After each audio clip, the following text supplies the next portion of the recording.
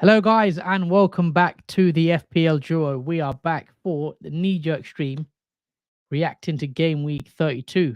Bit of a mad week, as we know. Quite a lot of fixtures to discuss, a lot of mad things to discuss. And yeah, we're going to break it down. Sorry, it's a slightly late one today. Had to move the stream. But yeah, we're here. How you doing, Jordan? How's your weekend been so far?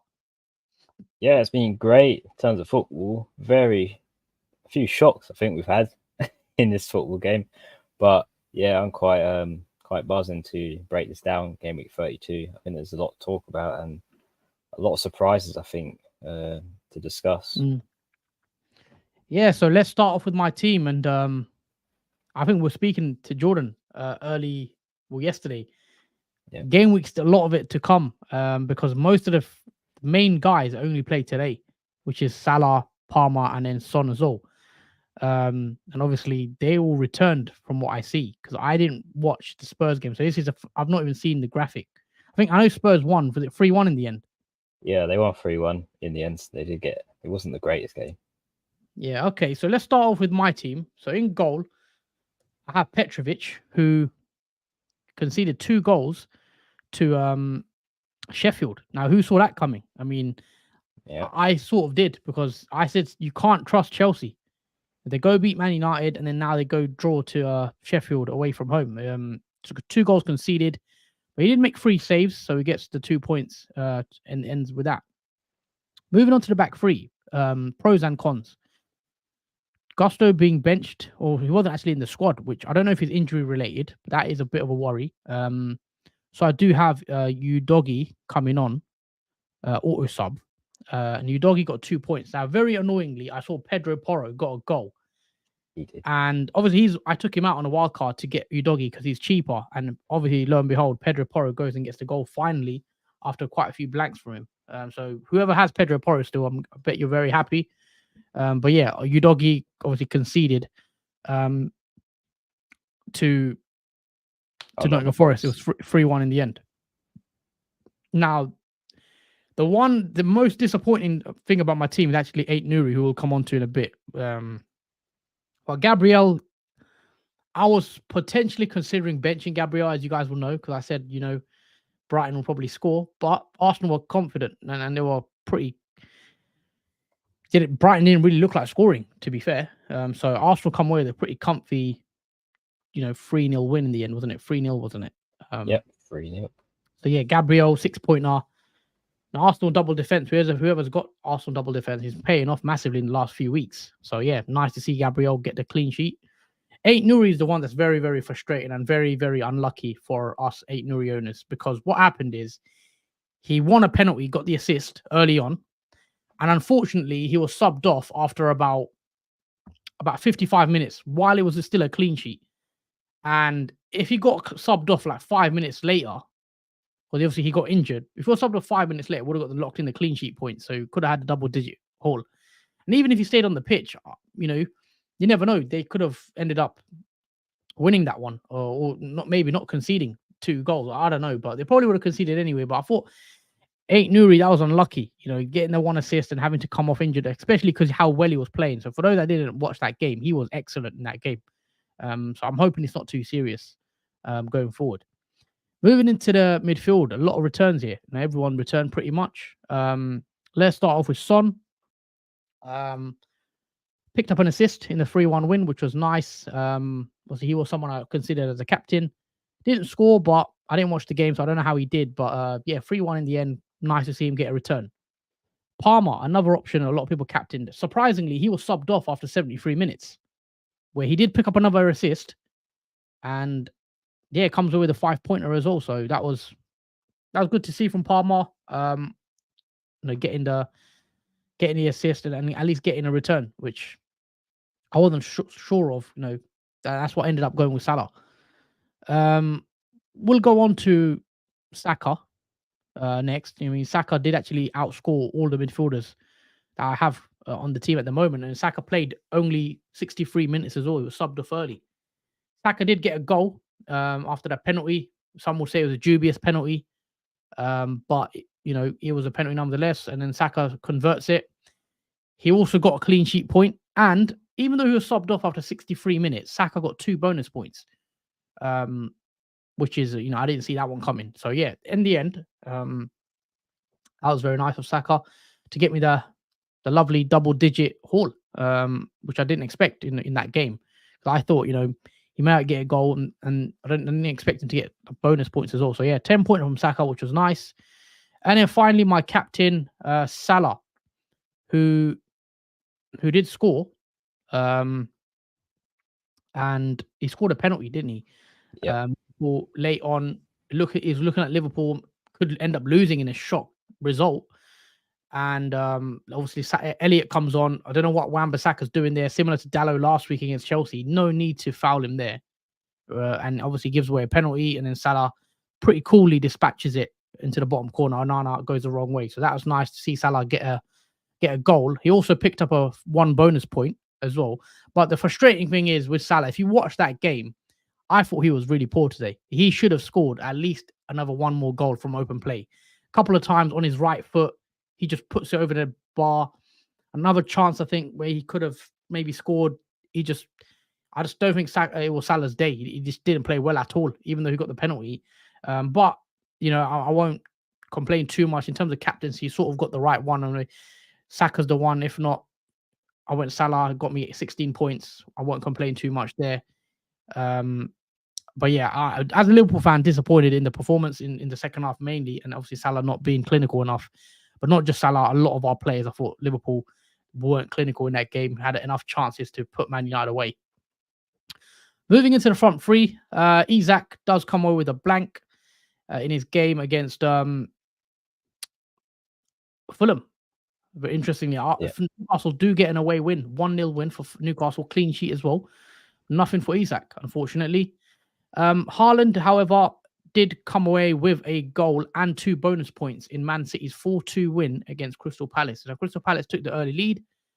We thought, could there be a little slip up? But no, Man City order restored. Kevin De Bruyne had a bit of a masterclass. Lovely goal, assist as well. And Man City come away with comfy winners in the end. And to complete the team, I got Darwin Núñez, who plays 67 minutes and did get an assist after his flick, his header that fell to Luis Diaz, who converted for the goal as well. But I thought, again, I didn't think Darwin had a good game either. I thought he struggled. I thought Salah struggled. I thought Luis Diaz was probably the pick of the bad bunch, especially in terms of being clinical. But yeah, that's pretty much how my game week's gone, guys. On the bench, Kelleher 2 points, conceded to obviously 2 goals. Garnacho was quite quiet, I thought, in that game, apart from a couple of counter attacks he had. Gusto obviously wasn't in the squad, so he was my auto sub for Udogie.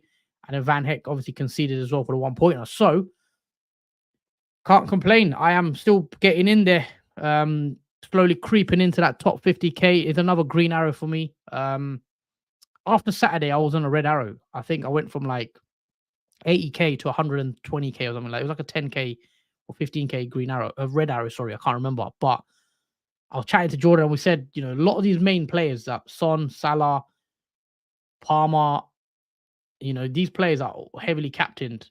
They got to play today, and I felt like there would be a swing depending on, if Salah went big. And Salah could have went big today if he had his shooting boots on. But yeah, look, 65 points, which is, I don't know what the average is, but I'll take a green arrow all day long because I was a bit worried. But going into Sunday, I genuinely thought that Salah would do well. Salah actually has a really good record against Man United, but he didn't do as well as I thought. I thought he would get at least 1 more, maybe a couple goals, but I can't complain too much. 65 points all out. And that, going into game week 33, I've got 2 free transfers in a strong position. So hopefully the top 50k is next. Wicked. The same for you. Oh, so you were saying? Yeah, I think the average wasn't that high. It was about 35. So okay. I think it was pretty easy, I think, to get over that average, but surprisingly it's that low, considering I felt like a lot of people did well this week. Yeah. Well, yeah, let's move on to your team. Go through your 11 and how you did and how your game week's gone. Yeah, so it's a bit of a mixture of this game week. So let's start off with Leno in goal. I wasn't expecting a clean sheet from this fixture against Newcastle, but I wasn't expecting Newcastle to win that either. They did win that 1-0. So Fulham didn't even score in that game, which was surprising because normally Newcastle's away form is pretty poor. And that's the first away game I've seen them win in however long it has been. And considering they have suffered from many injuries in that squad, that's completely confused me whatsoever. But for football, it's a funny game. Nonetheless, Leno did make 4 saves in that game and comes away with 3 points. So at least he gets the extra point for the saves he made in that game, but no clean sheet for him. So let's move on to the defence. There's a lot more success. So let's get Doughty out the way. He comes away with 2 points. Bournemouth did score, but Luton, massive win for them in terms of the relegation battle, win 2-1. So I think it's a good win for them, considering Bournemouth looked quite on the threat throughout that game, but Luton managed to put it back. That is why I like watching Luton's games at home, because they're always exciting and thrilling, and you never know what's going to happen in that game. And Luton always play to the very end and don't give up. So they have a lot of spirit, which I quite admire a lot. But let's move on to Brantford. Now, I did say this game was important as well for both teams in terms, again, relegation. And I think that has saved Everton now from getting trapped into that relegation battle, because Burnley did lose 1-0 to them. And I think Burnley are in a bit of trouble at the moment because of that, because that's one game where they had to win or get something from that game, but they unfortunately didn't. And that leaves Brentford with a clean sheet, 6 points for that, obviously that 1-0 win. So I'm quite happy he kept the clean sheet there, because not many people own Brentford. I believe he's just over 5% ownership. Moving on to last defender, that's Gabriel, who he gets his clean sheet against Brighton. I thought they couldn't really get into that game at all. There weren't many chances going their way, and Arsenal pretty dominant through that entire fixture. It could have finished much more than 3-0 in that game, and yeah, comfortable win for them. And I think they're glad of the results elsewhere for this game week as well. It's quite a booster for them. But Gabriel had a chance to score in that game, but he did miss from the header. So yeah, that's why it's always good to play Gabriel, in case you can get that, obviously, that attacking threat. Let's move on to the midfield. So Gordon was my transfer in for Foden. Unfortunately, he didn't score or get any attacking returns in that game. Only the clean sheet point, which leaves on 3 points. I think Shah was the only goal scorer during that game. So yeah, bit of a weird one, but good win for Newcastle. Moving on to Salah, scores from the penalty, where obviously Wan-Bissaka fouls. Obviously a Liverpool player in the box. Very surprising by Wan-Bissaka. Normally his sliding tackles are dead on, but that one was well off from him, and obviously Salah scores from that, and that gives me 8 points. Moving on to Palmer, he gets an assist for one of the Chelsea goals. I think he assisted Conor Gallagher in that game, and Chelsea go on to draw against Sheffield. I think, yeah, there's a lot of fight still with Sheffield United in terms of obviously that relegation at the bottom, but I was surprised he only played 73 minutes. I don't know. I didn't watch the game, but I'm curious to see if that was down by injury or not, because he normally plays 90 minutes, and because the way the game was playing, I was very surprised he went off that early, but he did get an assist and leaves him with 5 points. Moving on to Saka, he ends up scoring, clean sheet, and getting the bonus 2 in this game. And normally when Arsenal are leading like 3 or 4-0, Saka normally comes off, and he did around 63 minutes. So I think that's the only worry with Saka. If Arsenal do incredibly well, he will get sent off or substituted off early or late in the second half of the game, but he did manage to get 10 points. So I'm quite happy with that. And finally, Son, he comes away with an assist. There was 2 opportunities where Son could have scored, but they were misplaced shots. So unfortunately, he wasn't a part of the goal action, but he did assist one of the goals, which was a pretty nice goal. I think it was by Van Hecken, the defender, and it was a bullet. There's no chance for the goalkeeper to save it. And yeah, it was a nice layout from Son just outside the box. and Spurs got on to win that 3-1 in the end. It's not a very convincing win, I'll be honest. It could have gone Nottingham Forest's way in that game. If Chris Wood was a bit more clinical on his second shot in front of the goal, which he missed, hit the post. But yeah, nice return for Son. And finally, front two forwards. We've got Haaland, who gets his goal assisted by Kevin De Bruyne and gets his bonus 2 points as well in that 4-2 win against Crystal Palace. So yeah, Haaland's back to his returning ways in the Premier League, and yeah, he played the full 90 minutes during that game. And finally, my captain this week did flop. It was Muniz. I did go different, but it didn't pay off. Again, I'm quite surprised Fulham didn't score in that game. Muniz had a great chance to score, but it was saved by Dubravka. So yeah, I feel like I was a bit unfortunate for him to not score at least one during that game, but he leaves me with 4 points. And on the bench, it's only Semenyo with 2 points, and the rest of the team bench is out injured for this game week. It does leave me on a very small red arrow this week, which I'm quite surprised it isn't bigger. My old rank was around 52k. I've now dropped down to 57, so it's like a 5k-ish red arrow, so not too bad for this week.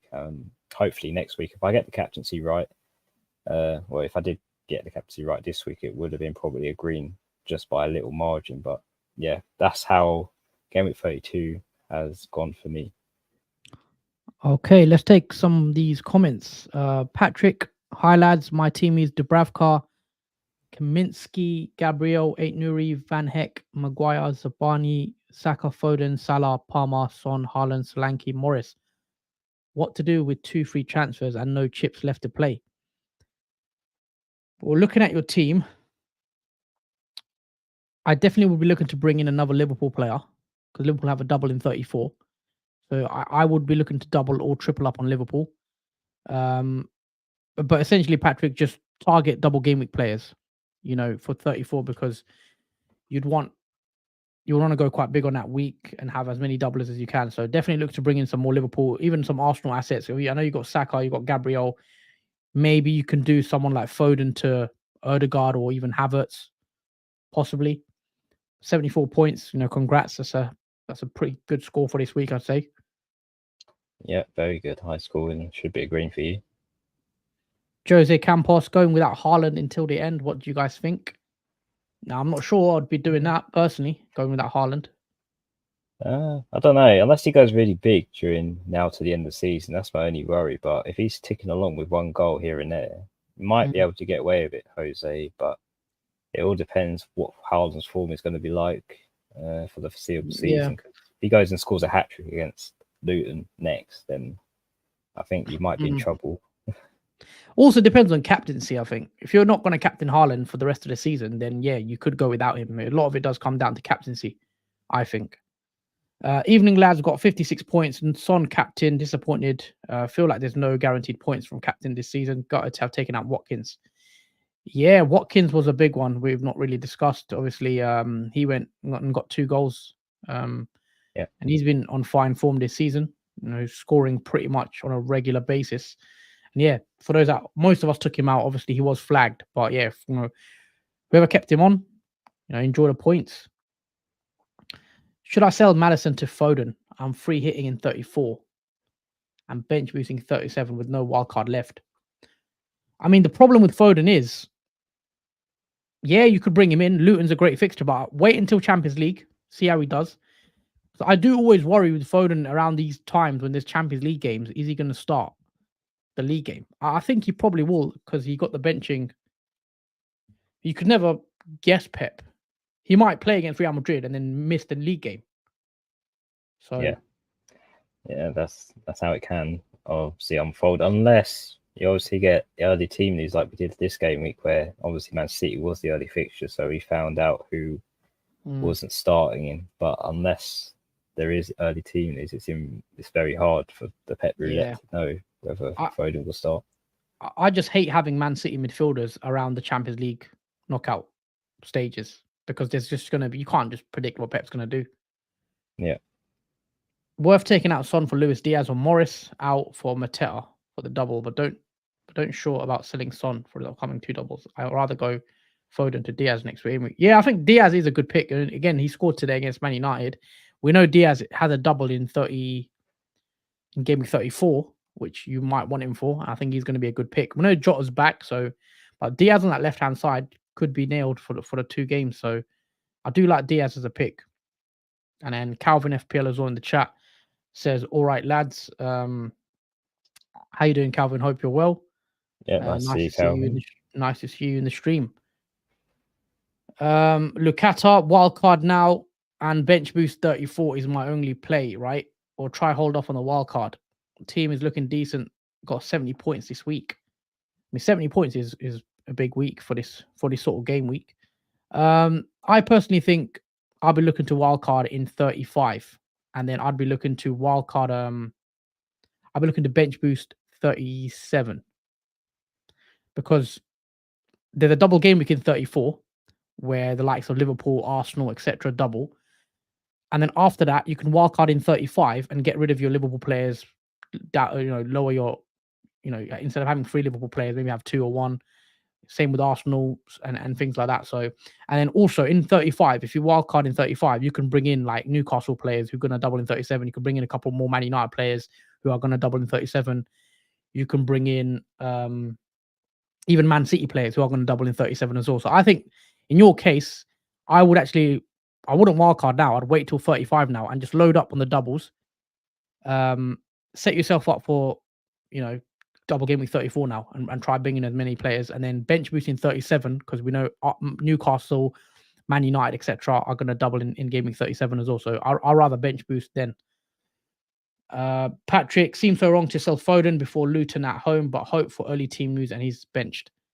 Yeah, it's hard to predict what you're going to get from Man City with Champions League games sandwiched between the league games because, as we said, Pep Roulette is hard to guess what he's going to do. Also, guys, make sure you do like the stream as you're coming in. Also, hit that subscribe button as well if you're watching for the first time.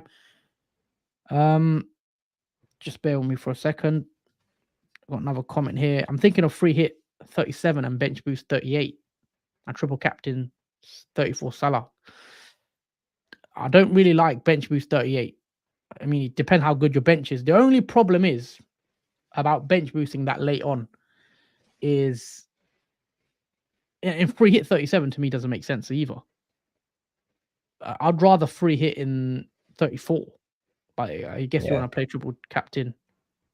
The problem is when you get to game week 37 and 38, apart from the title, if there's still a title challenge going on, a lot of the teams, some of the teams might not have things to play for, and there might be mass rotation. Because when teams are from like 4th to like 12th, some of those mid-table teams, a lot of them are going to rotate out. Because I remember most seasons it happens when managers completely change out their 11 for the last 2 or 3 games. They give new players a go. Obviously, depending on where the league is, if there's no jeopardy in terms of the league position, we don't know who's promised to start in these games. So I prefer to get that's the only worry about using a bench boost in game week 38.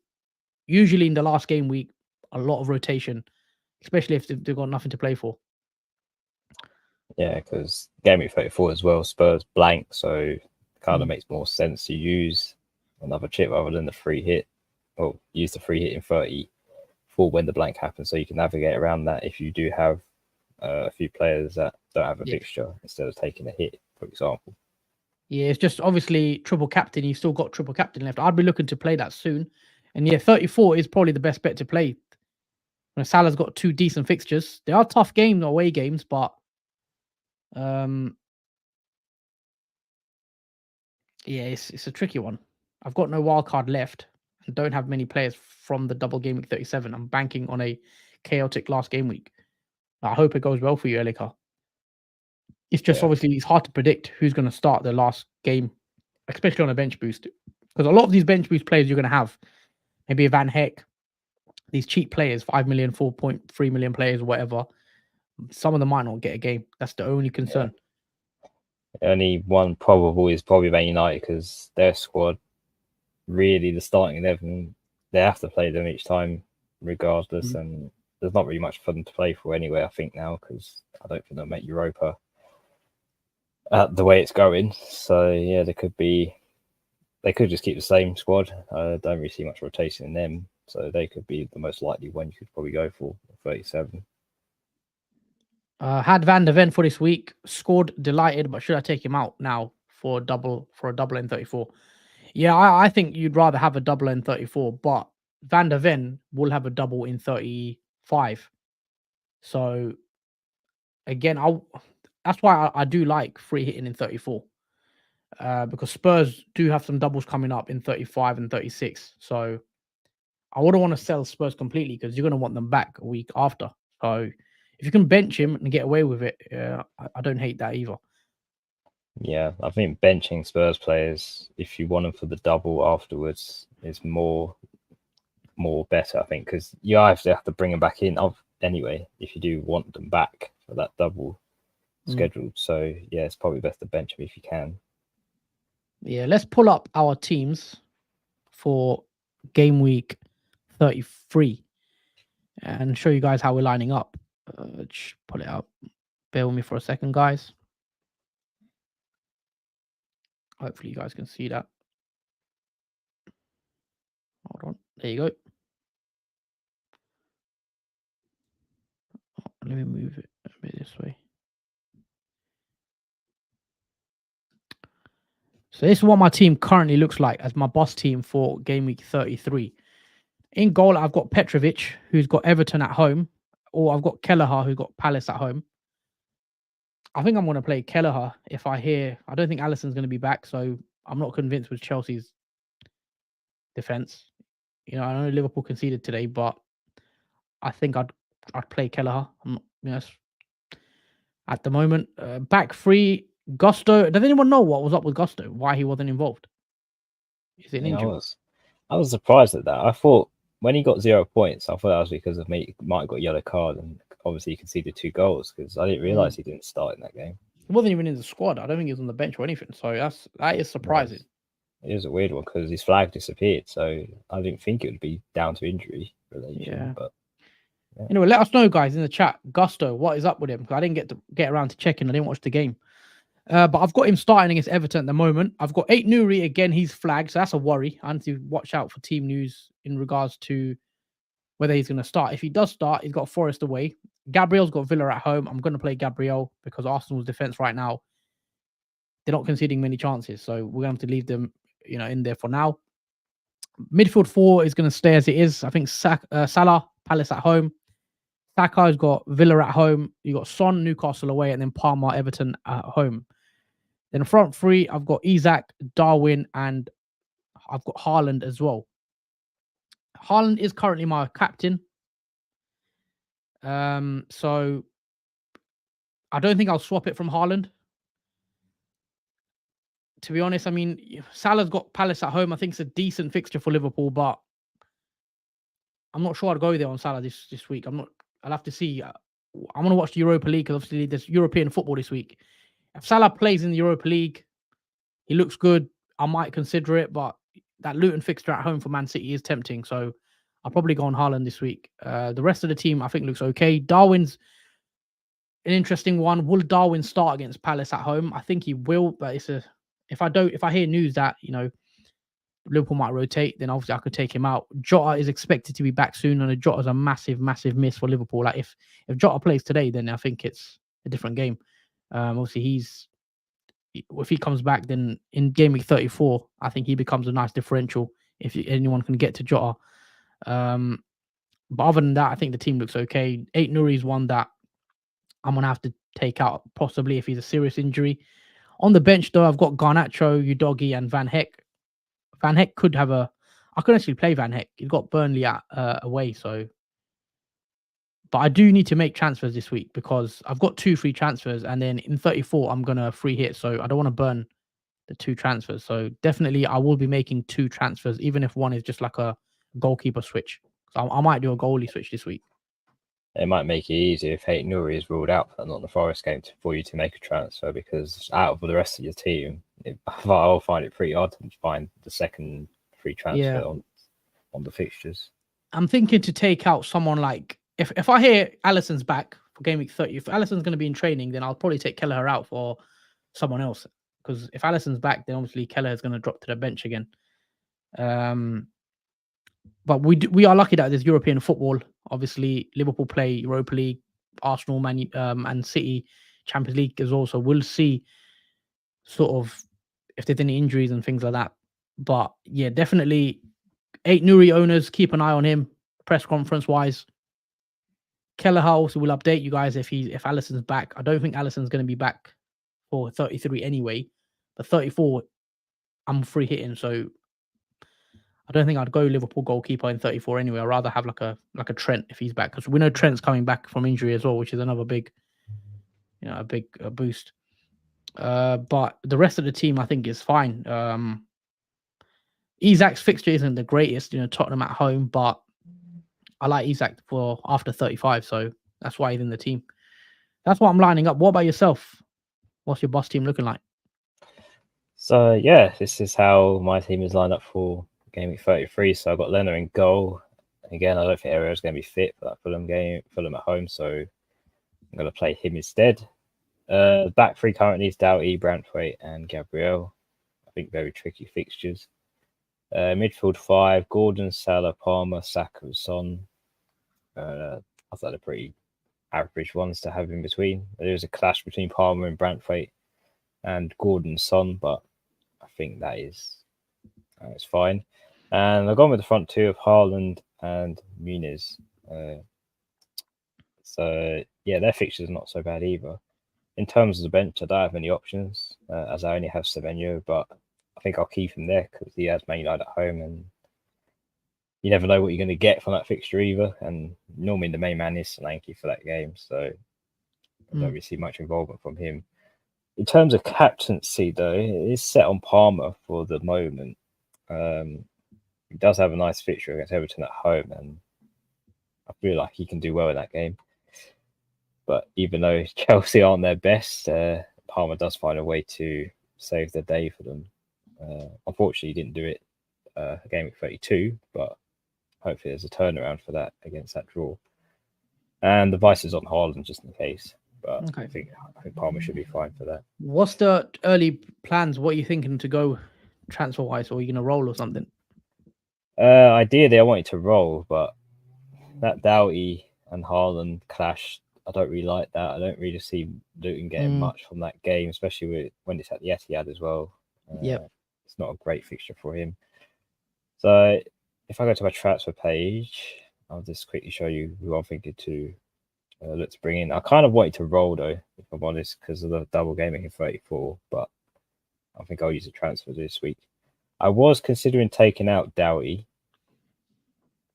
and this is quite ironic because I did brutally say negative things about this player. I am going to bring in Reguilon, who has Sheffield United.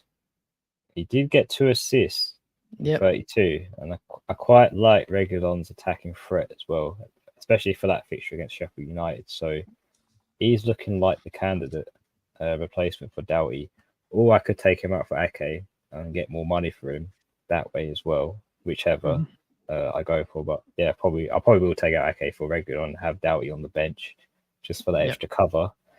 And yeah, I'll probably use that as one free transfer. It does leave me with 2.2, even more money if I take out Ake. That'll probably be 2.8 million. And yeah, that's looking like my moves for next week because the rest of the team looks pretty fine, I think, in terms of the fixtures. Okay. Comment here. Dubravka, Branthwaite, Saliba, Gusto, Palmer, Son, Foden, Saka, Salah, Solanke, Muniz, Haaland. 2 free transfers, wildcard 35. Suggestion would be helpful, please. Assuming you've not got a free hit left, I think I like something like Foden to Luis Diaz for his double in 34. Again, you could go just another Arsenal player.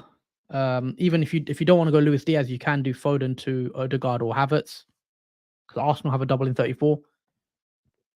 Solanke, Muniz, one of them could go to Darwin, because Liverpool have a double, or Jota if he's back from injury. You could go to Jota, and no one's going to have him. Nice differential. I'm just taking a look at the fixtures for 34 and the teams that double. We're not Arsenal double, so again, Odegaard, Havertz are nice differentials. Who else doubles? Liverpool double. We mentioned Liverpool. If you can get to double or triple Liverpool, if you can somehow fit a Trent in, I think he could be good if he's back from injury. Wolves double. Someone like a Sarabia. Obviously, we know he's on penalties as well, so Sarabia could be decent. He's got Arsenal and Bournemouth in the double. Trying to see who else has got a double. Palace. I think Palace might be slept on. Palace have 2 home games in the double against West Ham and Newcastle. And someone like Mateta or Eze, if he's back from injury, Elise, these players, maybe looking at bringing some Palace players in because they could be differentials. And myself, I'm a Game Week 34 free hitter, and I'm definitely going to be looking to have at least 1 or 2 Palace players, maybe a Mateta. We saw him get a goal as well against Man City on the weekend, so I don't rule that out either.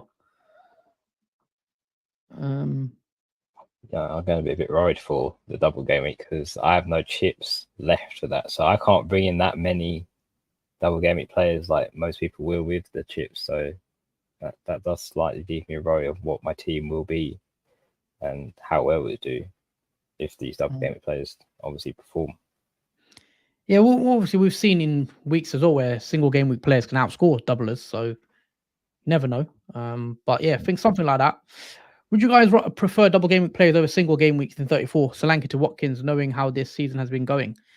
Yeah, so I was just on that subject. So yeah, sometimes we've seen it where single game week players can outscore double game week players if they've got a good fixture. So if you've got someone like Watkins doesn't double in 34. He's got Bournemouth at home. He can easily get a brace against Bournemouth.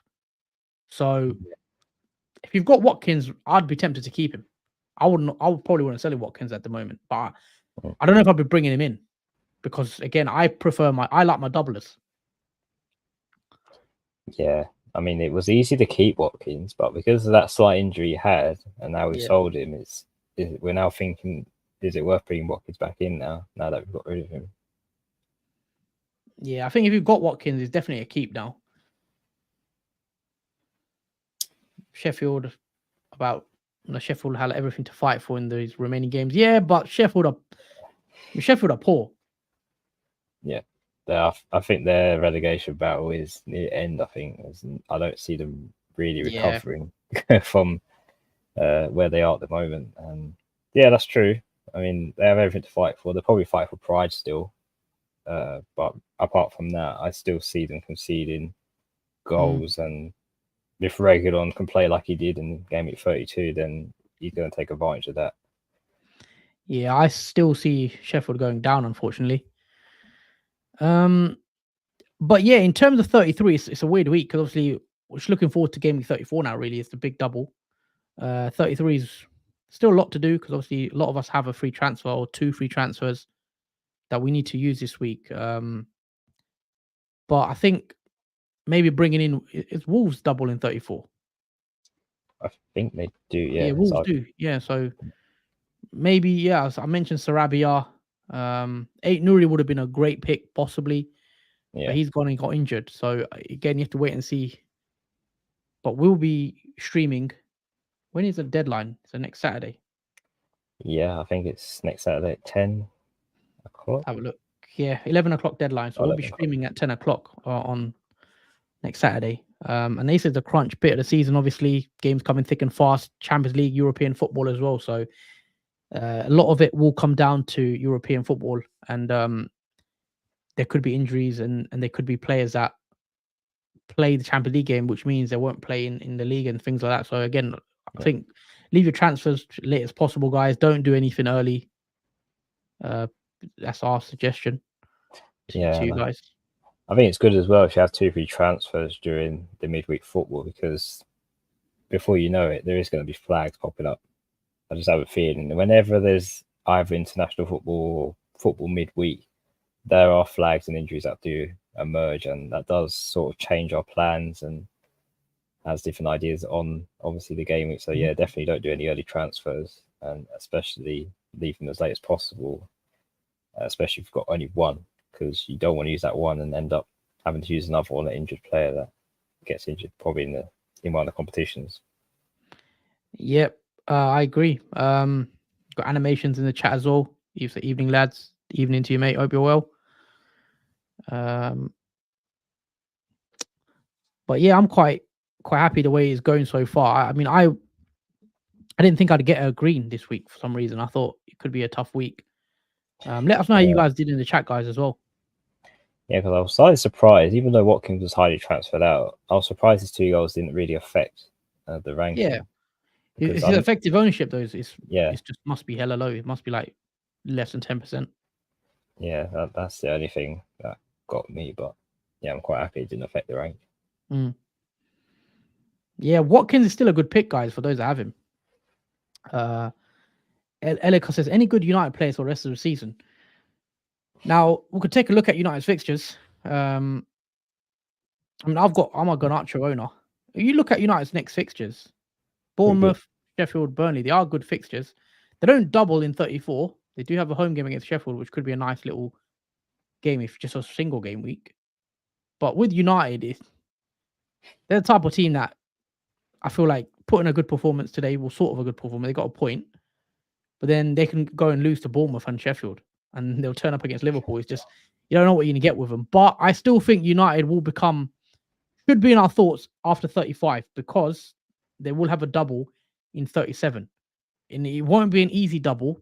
It'll probably be Arsenal and Newcastle at home. So it is 2 games at Old Trafford, and I personally would want at least 1 or 2 United players, whether that's Garnacho. I think Garnacho is the one to go for because of his price, 4.9 million.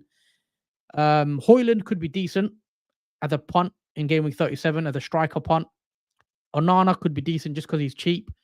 So with Onana, I think if you just want to cover potential clean sheet for Man United, you could go Onana. But again, it's more hope than thing. We obviously don't expect many clean sheets. But yeah, the players like Garnacho, I think Højlund could be interesting in 37 as a striker.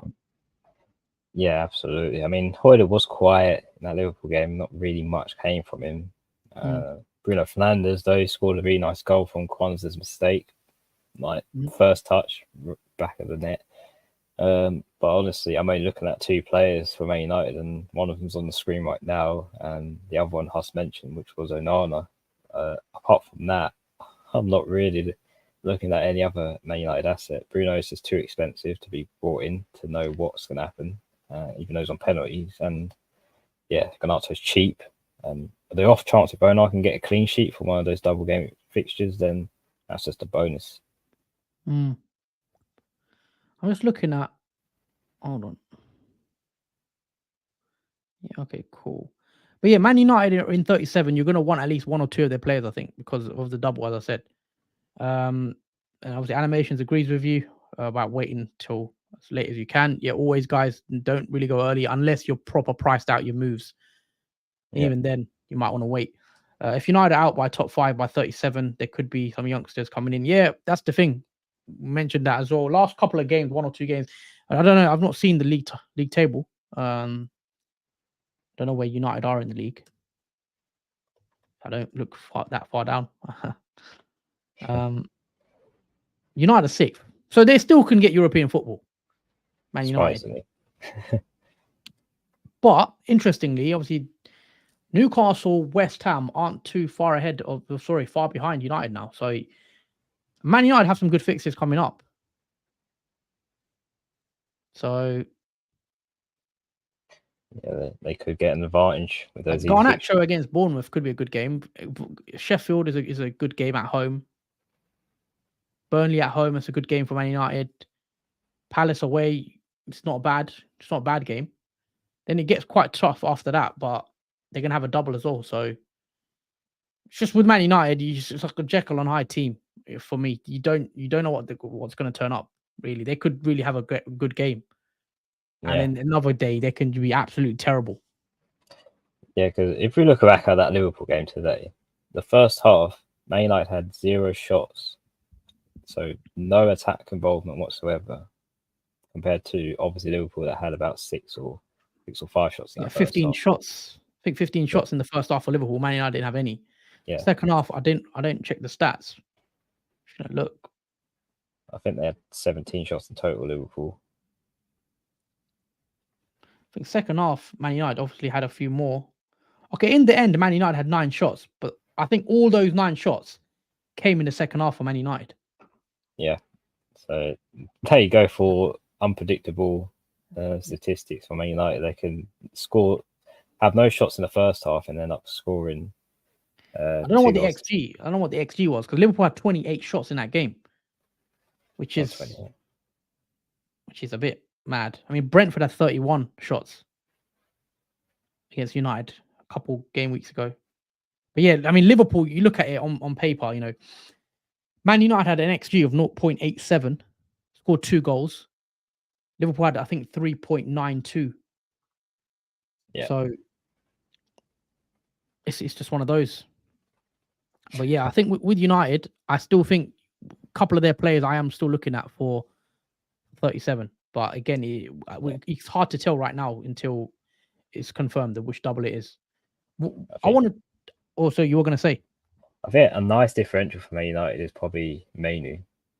I thought if he can do what he did today and continue doing what he was doing, I thought he was the best midfielder out there, to be honest. He was carrying that midfield for Man United. Yeah, and he scored a lovely goal. There was a switch, though. I think in the second half, Mainu played further forward. First half, he was playing further back. Bruno was the one further forward in the first half. And then second half, they switched.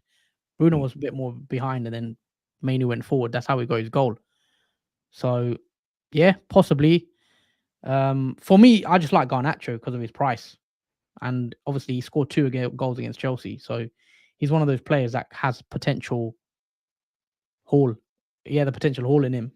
I think Garnacho's got 7 goals, 5 assists, which is a pretty good, decent return this season. But yeah, mine is not a bad shout. I personally would play Mino further forward than Bruno. I think he's better than Bruno. So I'd keep Bruno back and do all the defensive work, water carrying, and then play Mino a bit more advanced. Yeah, that's another. Sorry, you were saying? Oh yeah, I think it worked out well when they switched over positions. When I think it suited Bruno to defend the back and obviously run back to the defense and help out, and mainly to just continue his attack. Eze for 34. I like Eze. As I mentioned, Eze, Mateta, Elise. No one's really going to have them, especially if you're not on a free hit. You won't be able to get to these players. And definitely, if you're on a free hit 34, then these players are potentially very nice differentials. And I'm going to have at least 1 or 2 Palace players, I think, in my free hit. They did give Man City a decent game, yesterday. Got an early goal. Unlucky to concede that penalty, some would say. Unlucky that they didn't have a penalty, I should say. Vardiol, that push, it looked like a pen. And then obviously Man City go and score straight after that. Yeah, that could have turned its head if that penalty was given. Crystal Palace are always a funny team when they play Man City. There's always a weird record between them. But yeah, I think we'll probably wrap it up here, Jordan.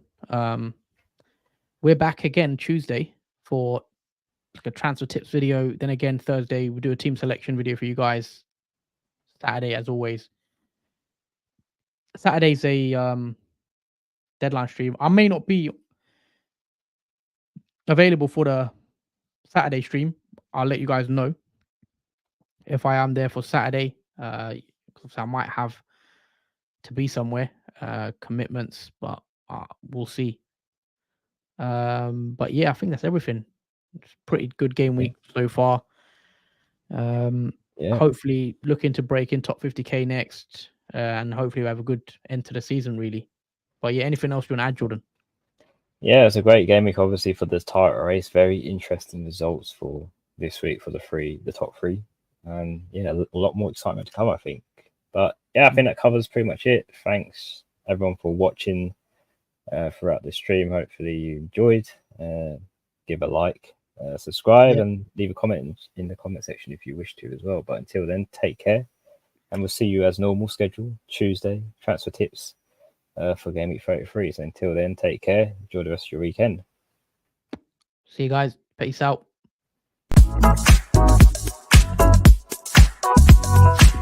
Bye.